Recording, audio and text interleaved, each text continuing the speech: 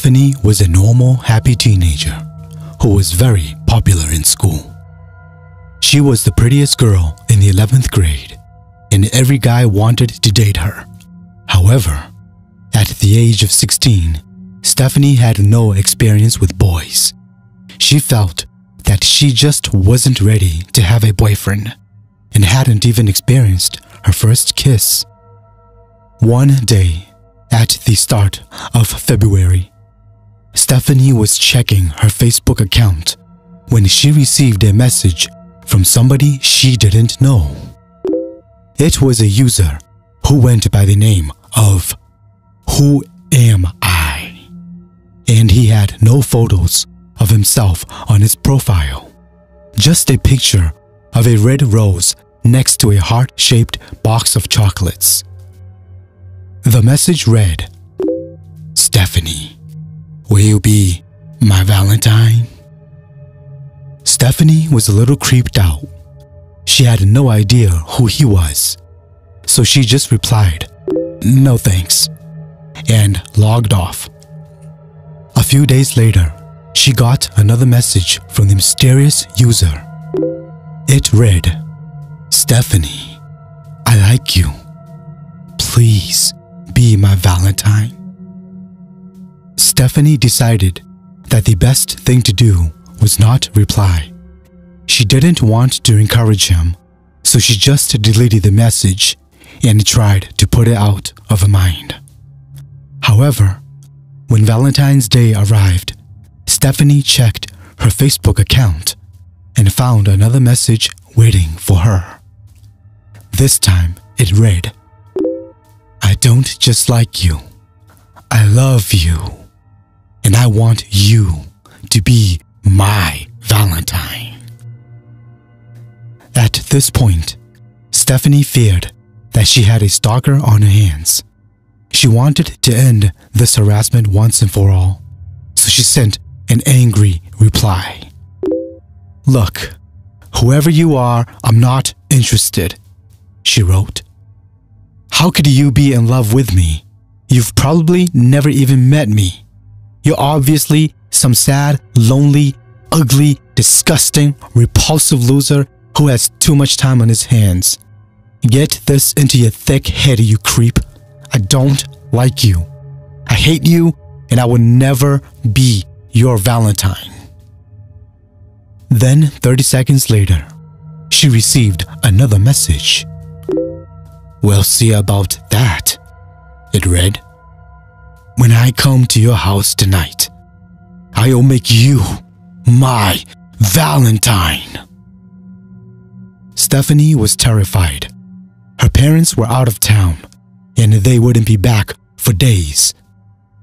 She called her friend Tracy and told her about the disturbing messages. Tracy offered to come over that night and keep her company. She said she would bring her brother Jake with her. "Jake owns a rifle, and he often goes hunting with my dad," she said. "He's a crack shot. If anything happens, he'll be able to protect us." That evening, just as it was growing dark, Tracy and her brother finally arrived. Stephanie was overjoyed to see them and ushered them inside. They turned off all the lights in the house and made sure all the doors and windows were securely locked. Jake crouched down in the darkened hallway, his trusty rifle by his side. He positioned himself directly opposite the front door and aimed his rifle, ready to shoot anyone who tried to get in. "Hey, you girls better wait upstairs," he said. "Don't worry about a thing. If this jerk turns up, he'll have to get through me first." Tracy and Stephanie ran up the stairs and barricaded themselves in the bedroom. Sitting in the darkness, they passed the time by playing games on Tracy's phone. Suddenly, they heard the sound of the front door opening. The girls froze in fear. Suddenly, 3 gunshots rang out, followed by an eerie silence. Stephanie and Tracy sat on the bed, too scared to say a word. Their hearts were beating fast, and they were almost afraid to breathe. The tension was unbearable. After a while, they heard a soft voice outside the bedroom door, whispering, Stephanie. Oh, Stephanie. The girls at this point were clutching each other, trembling in fear.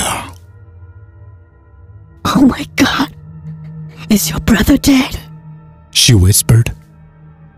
Suddenly, the door burst open,